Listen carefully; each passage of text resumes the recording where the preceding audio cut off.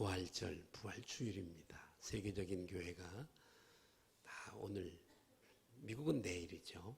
하루 늦게 가니까요. 그래서 주일을 부활절로 지킵니다. 옆에 분들하고 한 번 또 인사할게요. 예수님은 부활하셨습니다. 한 번 더 하죠. 오늘 인사가 왜 그렇게 많아? 부활하신 주님은 지금도 살아계십니다. 이렇게. 우리 주님은 지금으로부터 2000년 전의 일이지만 오늘 새벽, 주일날 새벽에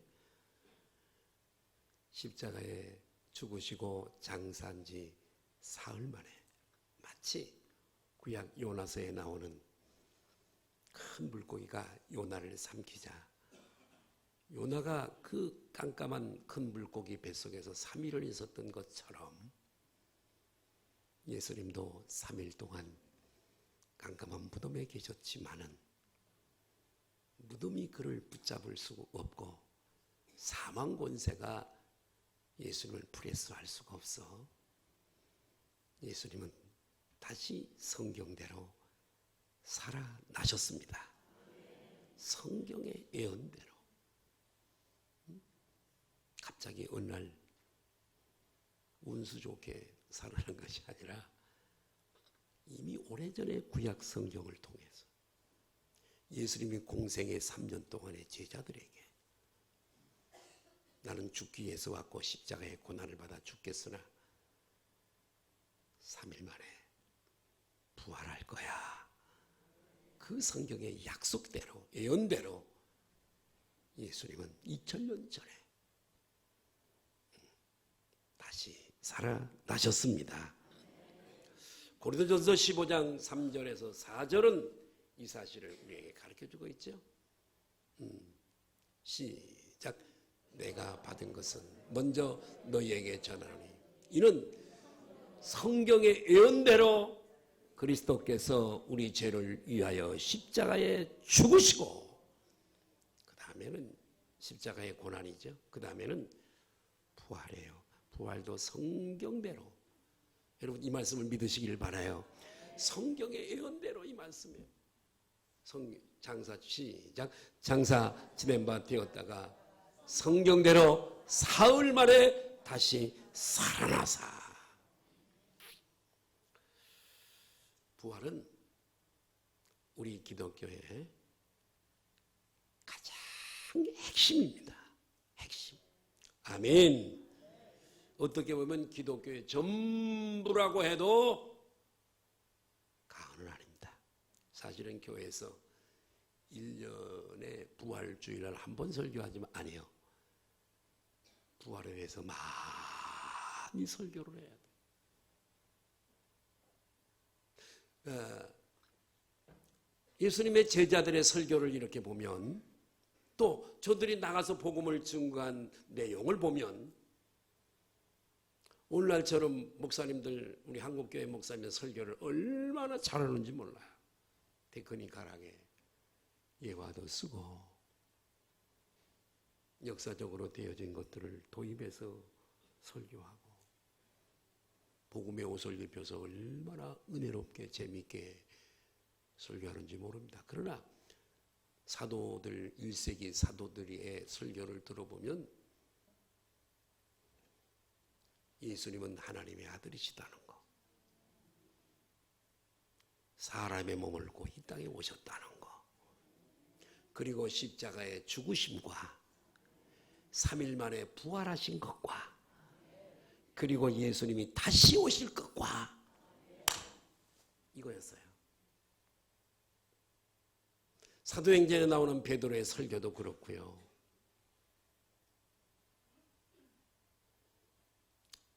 사도 바울이 에베소 교회 장로들을 밀레도 섬으로 불러서 고별 설교를 한 것도 그렇고요. 죽으심과 부활하심과 다시 오신 거. 그래도 구름대처럼 몰려왔어. 그게 복음이었어요.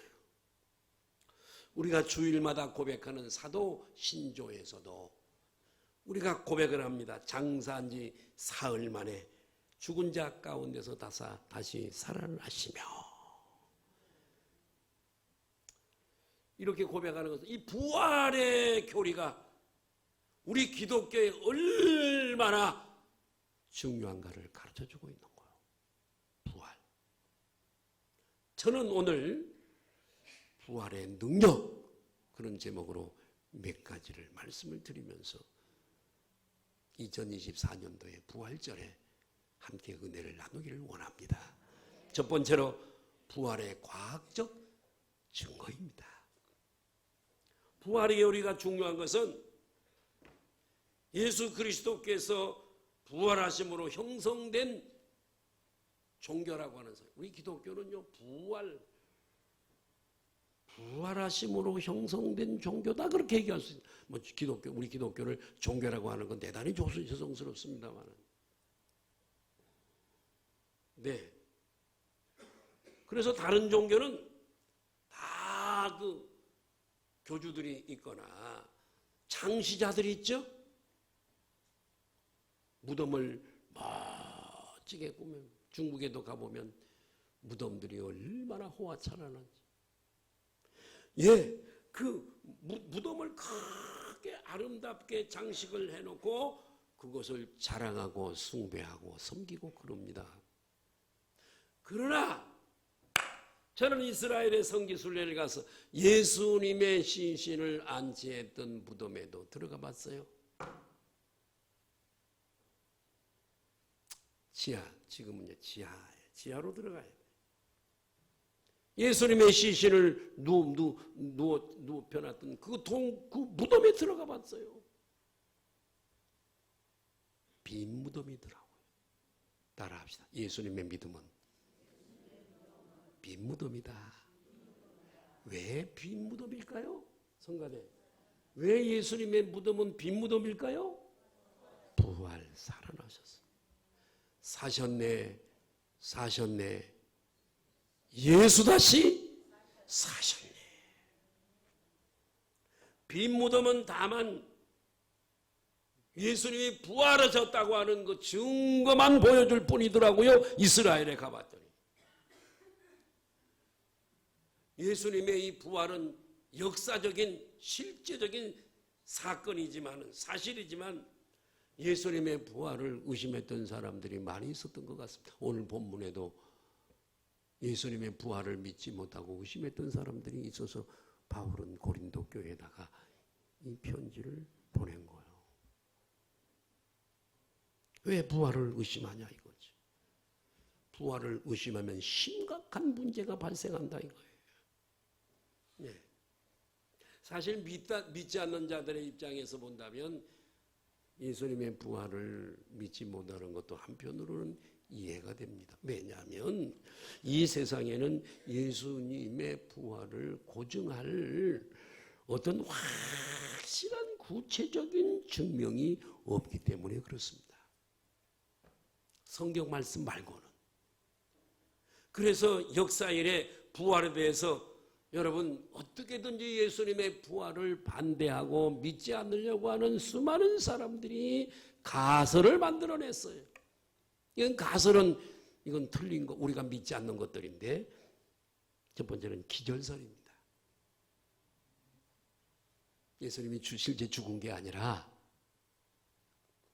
잠깐 기절했다가 시간이 지났으니까 깨어났다는 거예요. 사람이 그렇잖아요. 기절했다가 살아나는, 또 깨어나는 사람이 있잖아요. 근데 여러분, 예수님이 십자가에 달린 것은 6시간입니다. 금요일날 오후가 되면 안식일이 시작이 됩니다. 토요일이 안식일이니까요. 안식일날 시체를 달아놓으면 여호와 하나님 앞에 불경건하다고 해서 시체를 빨리 치워야 되는 거예요. 그래서 여러분, 예수님을 가서 빨리 십자가에서 시체를 꺼내야 되니까 빨리 안 죽어도 이게 문제가 되잖아요. 얼른 안식일이 돼가니까 나팔을 불어요. 빰빠라빰빰빰빰 막 예비 나팔을 불어요. 두 번째 나팔을 불면 안식일이 들어가는 거예요.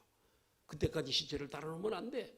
그래서 예수님의 십자가 밑에 가서 예수님을 이렇게 보니까 죽었나 돌아가셨나 안 돌아가셨나 보니까 이미 돌아가셨어요. 그래서 확인 죽음으로 죽었지만은 돌아가셨지만 창으로 옆구리를 찔러서 확인 죽음을 갖는 거예요. 강도들에게 갔어요. 아직 덜 죽었던 것 같아요. 다리를 반대편으로 꺾어서 죽였어요. 반대편으로 죽이는 거죠. 그래서 시체를 내려서 예수님은 그 시체를 내려서 눕혔던 박석이라고 하는 돌이 지금도 그대로 남겨져 있어요. 성지순례를 온 사람들이 그 박석에 손을 대면서 우는 사람들이 대단히 많이 있더라고요. 성지순례에서. 예. 그러니까 이미 예수님의 죽음을 로마 병사들이 이미 확인했어요. 기절이라니요. 아니에요. 두 번째 도적설입니다. 예수님의 제자들이 예수님의 시체를 훔쳐다가 다른 데 감춰놓고 예수 부활했네. 우리 주님 부활했네. 그랬다는 거예요. 그런데 그것도 틀린 것이 예수님을 무덤에 장사시켜 놓고 당시에 세계에서 가장 훈련이 잘 된 로마 군병들이 파수를 섰어요. 그리고 로마의 그 무덤은 굴이에요. 굴을 파고 들어가서 굴 안에 침대 같은 걸 하나 놓고 시체를 코에다 올려놓고 불 입구는 동그란 큰 맷돌처럼 생긴 걸 굴러서 이게 뚜껑을 문을 막는 거예요. 이게 무덤이에요. 인복을 해두고요. 시체 못 훔쳐가게. 인복을 했어요. 인을 붙였어요. 그리고 로마 군사들이 파수를 섰어요. 어떻게 훔쳐가요? 말도 안 되는 소리지. 그 다음에 다른 무덤설이 있습니다. 예수님의 시체는 이쪽에다 묻어놓고 다른 빈 무덤을 보고 사셨네 우리 주님 사셨네 그랬다는 거예요. 아니요. 이미 그 무덤은 파수를 쓰고 있었고 표시가 있어요. 인봉을 다 해둔 무덤이에요. 신화설이 있습니다. 예수님은 실제 인물이 아니라 신화적인 인물이다. 부활을 불신해요. 그러나 예수님의 부활은 그런 예수님 부활을 어떻게든지 안 믿으려고 하는 수많은 사람들에 의해서 이런 가설이 설정되었습니다마는 예수님의 부활은 성경에 예언된 그대로 역사적으로 사실적으로 일어난 사건인 줄로 믿습니다. 그리고 무덤이 빈 무덤뿐만 아니라 그리고요 무덤에 훔쳐가거나 이런 사람 제자들이 예수님의 수의를 입혔잖아요. 마리아가 무덤 안에 들어가서 보니까 천사가 왜 살아난 걸 믿지 못하느냐. 너희보다 먼저 갈리로 가시리라. 그러면서 보니까 예수님의 수의가 잘 개켜져 있었어요. 훔쳐가는 사람들이 수의까지 개켜놓고 훔쳐간 것은? 착실하게? 빈 무덤뿐만 아니라 예수님의 부활에 대한 증인들이 많이 있어요. 성경에. 따라합니다. 증인. 여러분, 우리도 예수님의 증인들이 돼야 될 줄 믿습니다. 옆 사람하고 인사하세요. 우리도 예수님의 부활의 증인입니다.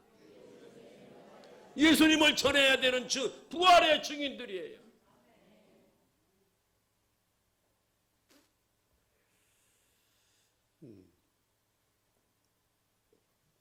비겁했던 베드로, 예수님을 저주하여 부인했던 비겁했던 수제자 베드로를 위시한 제자들, 그 제자들의 변화된 삶에서 예수님의 부활을 알 수가 있고요. 심지어는 예수님의 부활에 관한 과학적인 증거도 있습니다. 미국의 우주과학자는요, 아무나 되는 게 아니에요. 이 우주과학자인 브라운이라고 하는 사람은 자기가 예수 그리스도를 믿는 근본적인 이유를 설명을 했어요. 우주과학자가 나는 왜 예수님의 부활을 믿는가? 그는 이렇게 얘기했어요. 과학은 지금까지 존재한 그 무엇도 흔적 없이 사라지는 것을 발견한 적이 없다.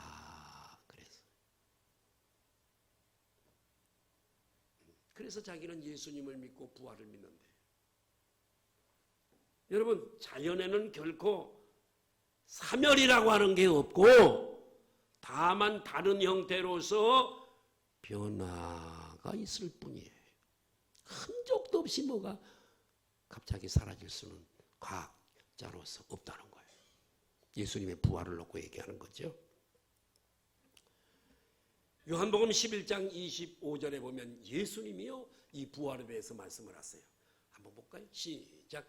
예수께서 이르시되 나는 부활이요 생명이니 나를 믿는 자는, 자 잠깐만 설명이 필요해요. 예수님이 부활이시대요. 예수님의 부활을 믿으십니까? 나는 부활할 거야. 11장이니까 한참 떨어져 있잖아요. 십자가하고는. 나는 죽을 거야. 그런데 부활이야. 나만 내 부활이 너희에게 끼치는 영향이 뭔 줄 알아?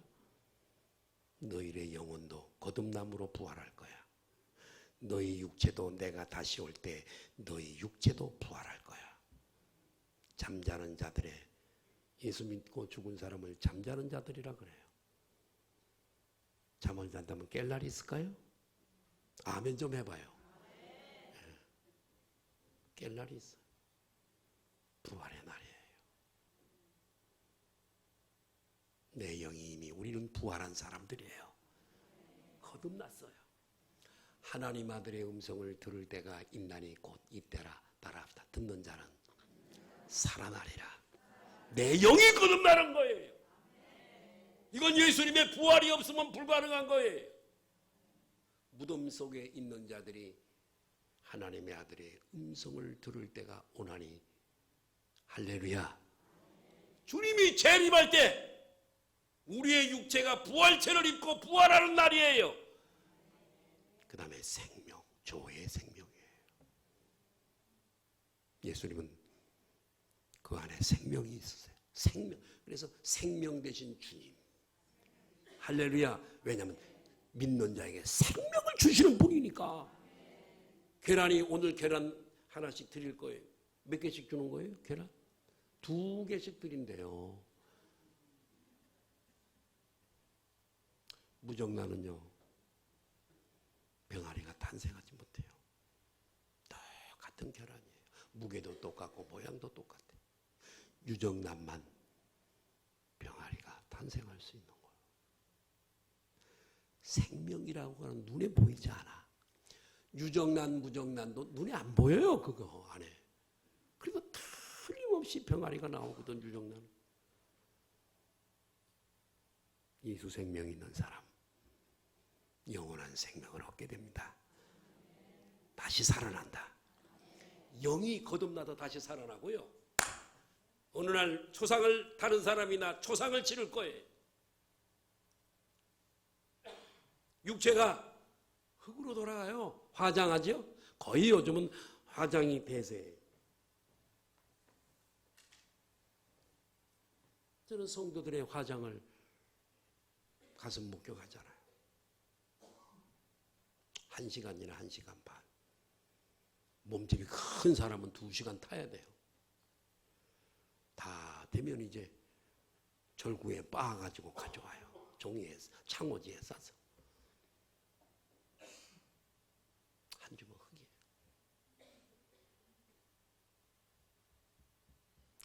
그러나 상관없어요. 뭐 한강에 뿌려, 그 법적으로 못하게 돼 있어요.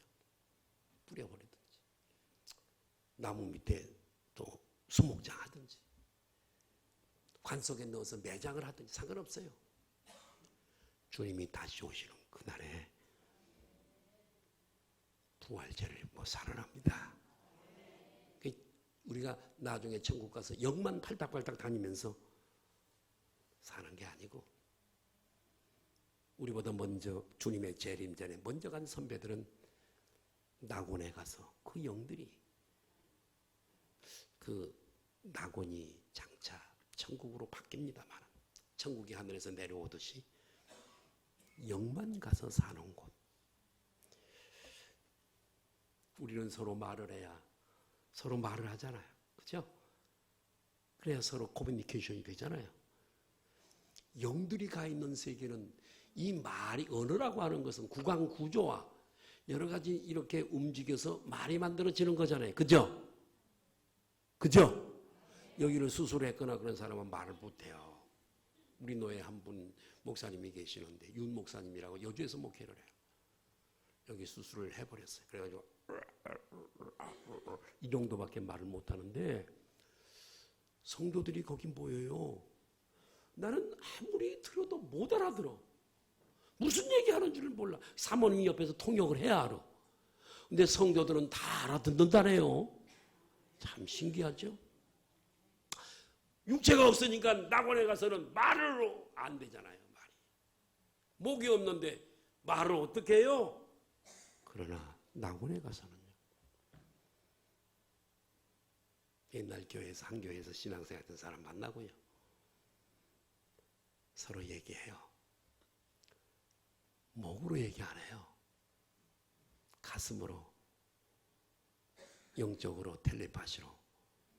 여기서 질문하면 저기서 대답해요. 여기서 물어보면 저기서 대답하고요. 이해가 되세요? 영으로 다 대화가 돼요.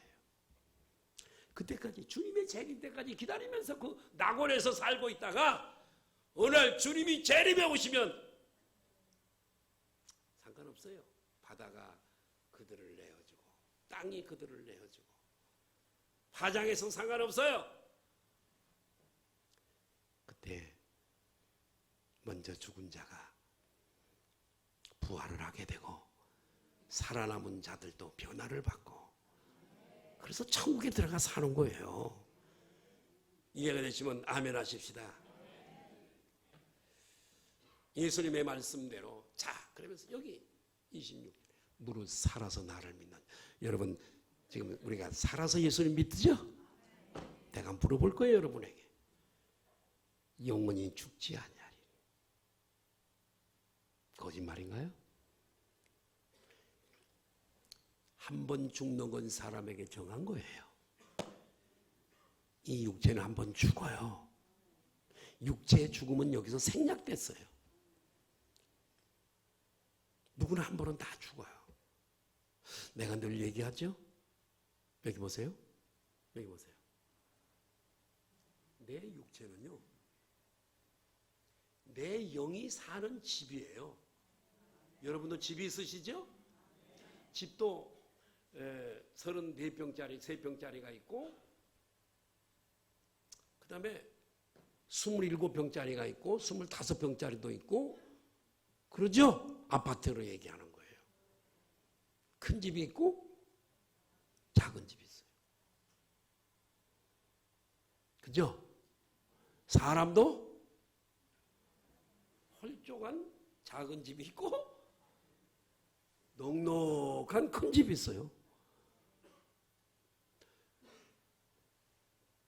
헌집, 내가 암사동에 헌집을 가지고 있었는데 수리비가 얼마나 많이 들어가는지 몰라. 아유, 이사 갈 때마다 6집인가 이 세준집이 있었는데 이사 갈 때마다 수리해주고 고쳐주고 도배해주고 장판 깔아주고 월세를 받았으니까 조이 들어가요. 여러분 병원에 가서 병원에 가는 건 수리하러 가는 거예요. 내 집을요. 어떤 분들은 코도 세우고 쌍꺼풀도 세우고 그죠? 수리비가 적잖하게 들어가죠? 무슨 얘기냐? 자, 여기 보세요. 우리 청년들도 여기 잘 설교 잘 들어야 돼. 졸지 말고.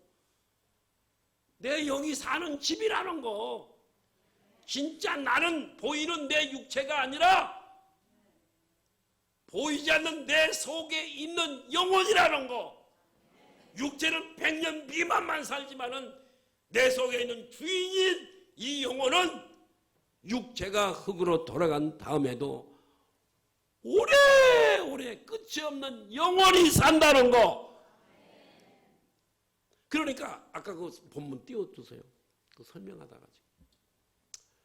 그러니까 잘 들어보세요. 무릇 살아서 여러분 다 사셨죠? 살아서 나를 예수님 믿는 자는 그 영을 얘기하는 거예요. 영. 주인인 육체는 집인 육체는 얘기 안 해. 얘기 안 하고 이미 예수 그리스도를 믿어 거듭나고 살아난 그 영혼 지옥 안 가.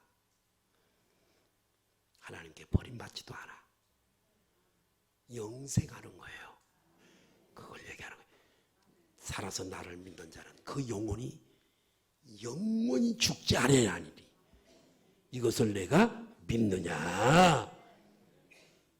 예수님의 말씀대로 또 우리가 언젠가는 그 가정이 있어요. 죽어요.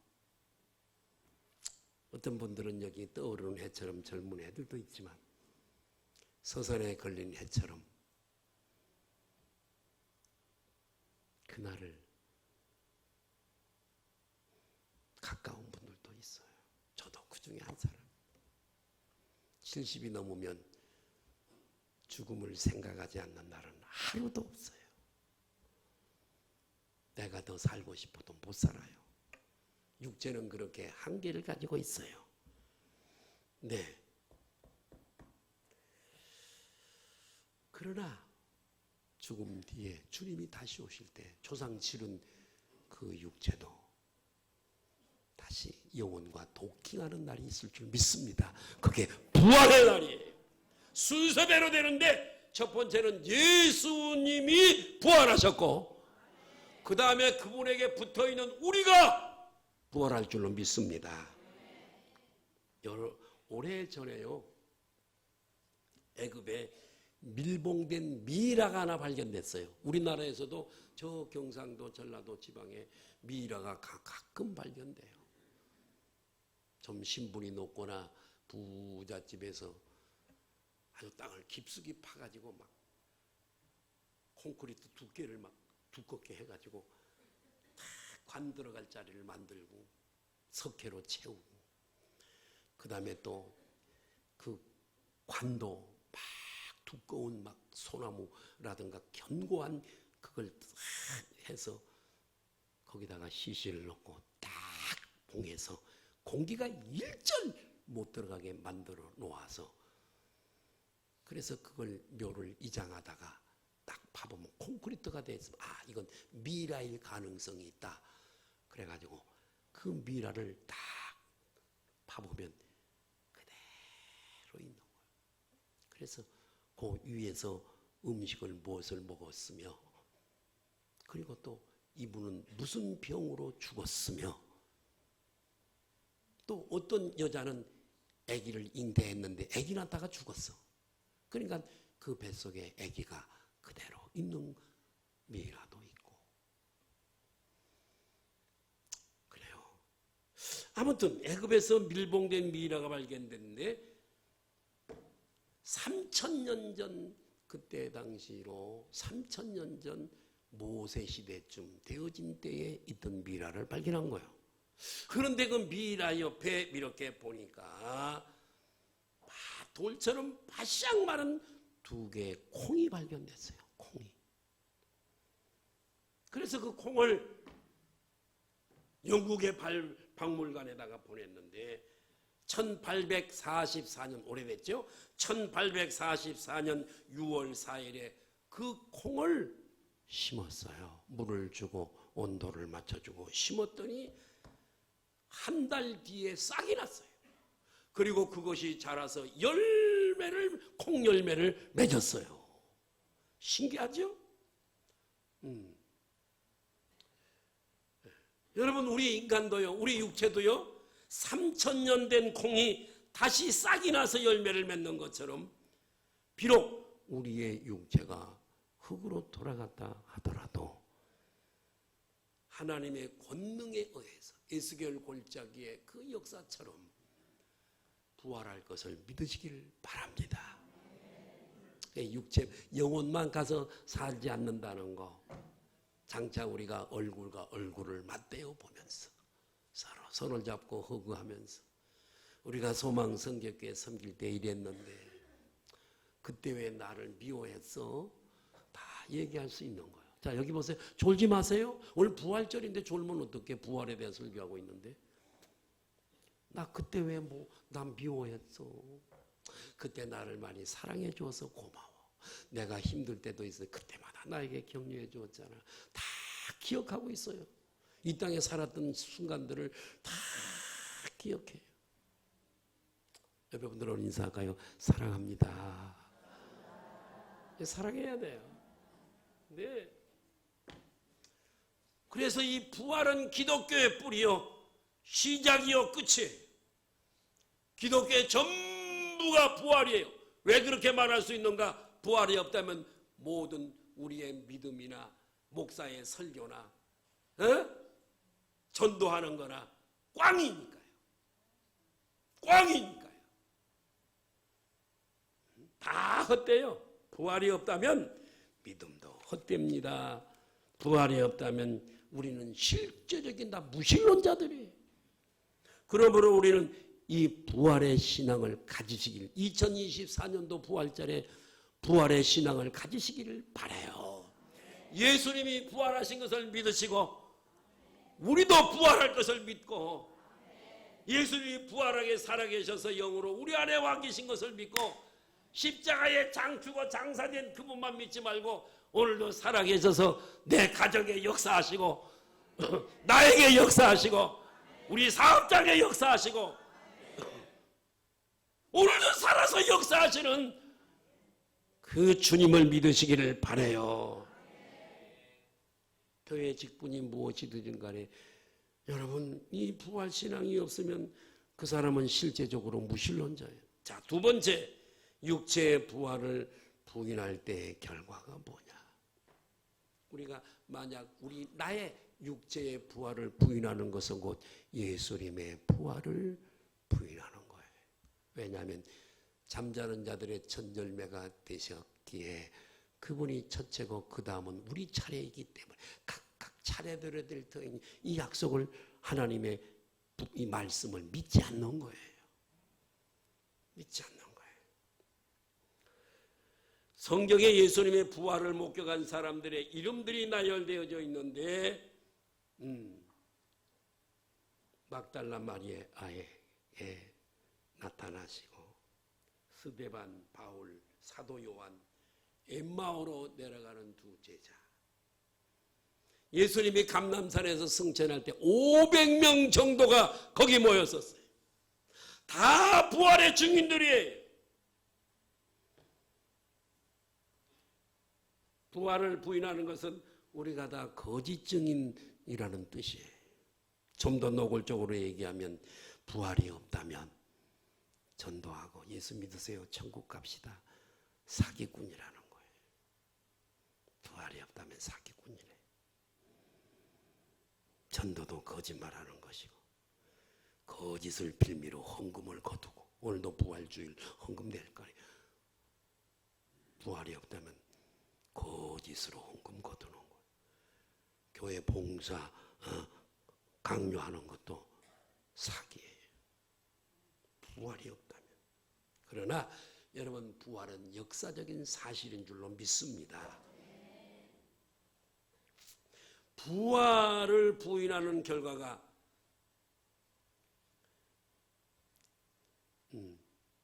죽은 모든 신자들은 다 망하였을 것이다. 망하였으니. 그래. 예수 믿고 죽은 사람도 다 망했대요.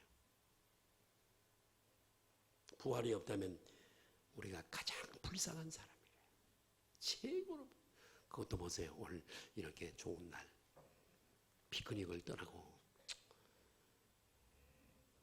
강원도 정동진으로 좀 놀러 가고 대부도로 좀 놀러 가고 여수 밤바다도 한번 좀 보고, 그죠? 주일날 와서 예배드려. 부활이 없다면 얼마나 불쌍한 사람이에요. 그런데 고린도서 15장 19절 보실까요? 시작. 만일 그리스도 안에서 우리가 바라는 것이 다만, 여러분, 이 세상뿐만이 아니라는 거예요. 이 세상 잘 먹고 잘 입고 잘 살고 룰루랄라 띵까띵까 놀고 막 이것뿐이라면 모든 사람 가운데 우리가 더욱 불쌍한 사람이래요. 이 세상뿐이라면 불쌍해요. 그러므로 여러분, 예수님의 부활은 사실이요, 우리의 부활도 사실인 줄로 믿습니다. 마지막 세 번째, 부활의 능력.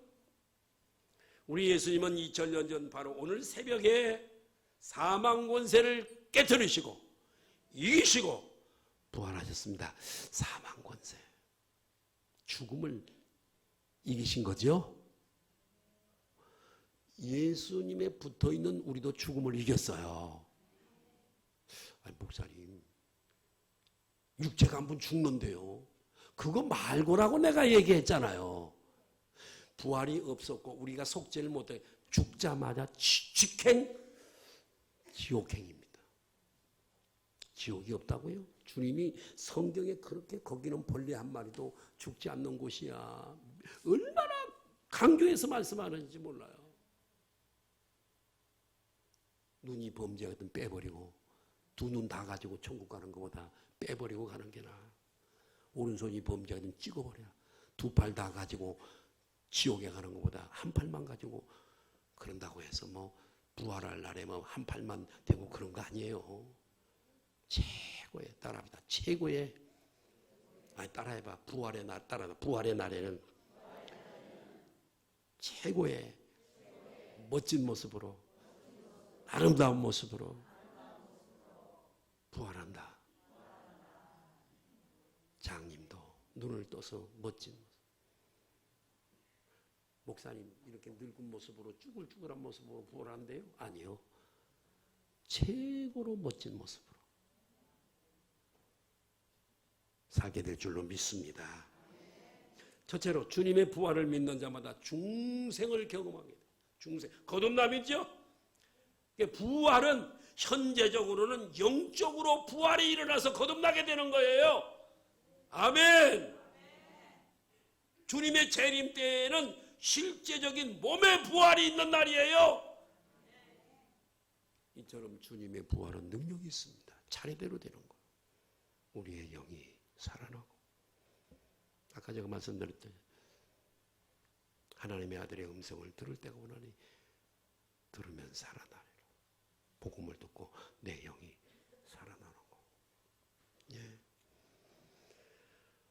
이렇게 능력이 있습니다. 두 번째로, 여러분, 부활의 신앙을 가지면 사람이요 변화가 돼요. 변화를 받습니다. 바울은 기독교를 가장 파괴하던 사람이 있는데 부활하신 예수님을 만나고요, 그의 음성을 들은 다음에 그 모습을 본 후에 변화가 돼요. 선교사로 일생을 살다가 순교하게 돼요. 누가복음 24장에 나오는 엠마오로 가는 두 제자가 같이 길을 가는데도, 예수님이 함께했는데도 몰라, 눈이 가렸어. 어느 곳에 가서 예수님이 그들에게 떡을 띄워주실 때에 눈이 밝아져. 아, 예수님이다! 사라지셨어. 그들은 낙향하던 발걸음을 돌려서 다시 예루살렘으로 올라가서 부활의 증인이 된 줄로 믿습니다. 마지막 세 번째로 부활의 신앙을 가지면요, 삶의 의미가 달라져요. 12제자를 좀 말씀을 드리고 마치려고 그러는데, 부활을 목격한 12제자를 한번 좀 추적해 볼까요? 오늘날 우리와 꾸라베 때, 일본어로 비교, 꾸라베 때라고 하는 어려운 일본어, 어려운 단어인데 비교해 볼까요? 제자들 삶과 부활을 목격한 제자들의 삶과 오늘 우리들 부활의 신앙으로 살아가는 우리의 신앙을 한번 좀 비교해 볼까요? 세대별로, 시간별로, 연도별로 한번 좀. 먼저 얘기한 사람이 먼저 순교한 사람들이에요. 세베대의 아들 야고보입니다. 12제자죠. 주후 54년 예수님이 주 30년, 33년 어간에 돌아가셨을 때니까 그 후에 한 20년 어간 차이 나죠. 주 54년 헤롯 아그리파 2세에 의해서 칼에 찔려 순교를 하게 됩니다. 부활의 복음, 십자가와 부활의 복음 전하다가 순교했어요.